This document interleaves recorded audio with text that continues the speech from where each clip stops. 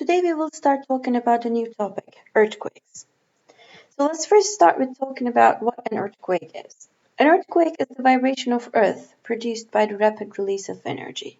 This energy is going to be released from the focal point of the earthquake, and it is going to radiate in all directions in form of waves.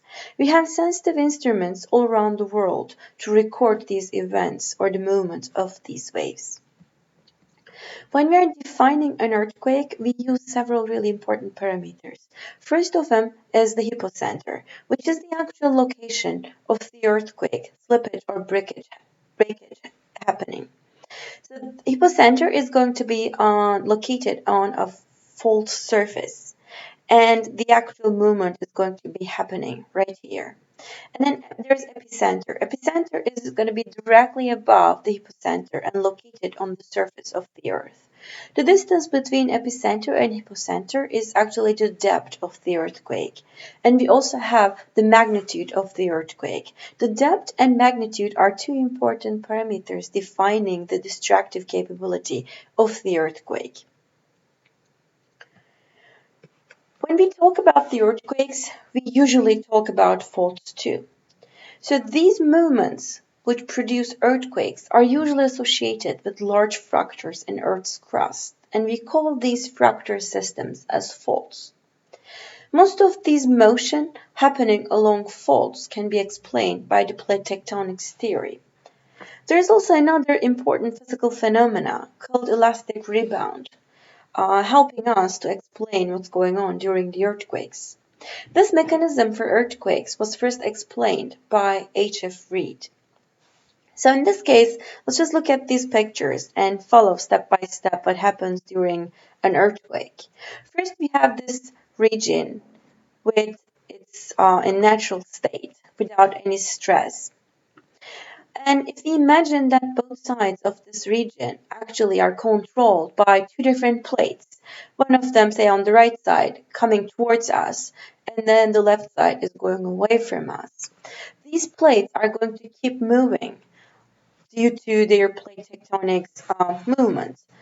And this movement is going to start stress building up like we start bending a stick. When we have enough stress accumulated on both sides, then we obviously can break the stick or the earthquake will happen. So what we need for an earthquake to happen is actually enough stress accumulated to overcome the frictional resistance, which is the physical phenomena holding the rocks together. And once we have this enough stress accumulated, the slippage at the weakest point will occur. We call this weakest point as the focus or hypocenter of the earthquake. And then the vibrations, the earthquake waves, will happen as the deformed rock springs back to its original shape. We call this phenomena as elastic rebound. So again, like we were bending a stick and breaking it, after we break it, both sides of the stick will straighten up to their original shape again.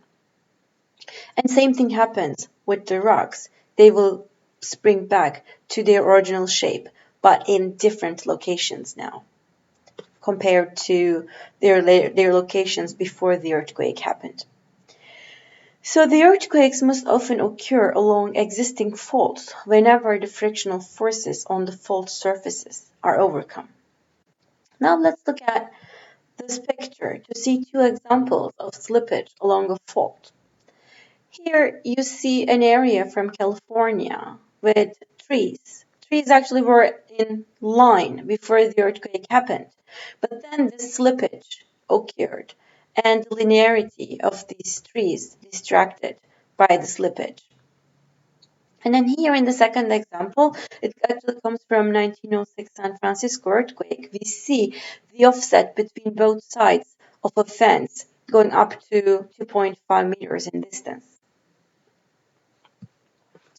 There are also foreshocks and aftershocks. As you can imagine from their names, foreshocks are going to be happening before the earthquakes, and aftershocks are going to be happening after the earthquakes. So after a major earthquake, usually there'll be some adjustments in the rock system. And these adjustments are going to create smaller earthquakes. We call these earthquakes as aftershocks. Their number and magnitudes are going to decrease in time. They may go as long as a few months to a few years after the major event happened. And foreshocks are going to be happening before the major earthquake, which may be days, months, and in some cases, as much as several years before the major shock. And these small earthquakes can, or in theory, can be used for predicting the earthquakes. There are many scientific studies going on actually related to these. And let's just remember the types of faults now. We know that there are three major types of faults: normal, reverse and thrust, and strike slip. Normal faults are associated with divergent plate boundaries. Reverse and thrust faults are associated with convergent plate boundaries.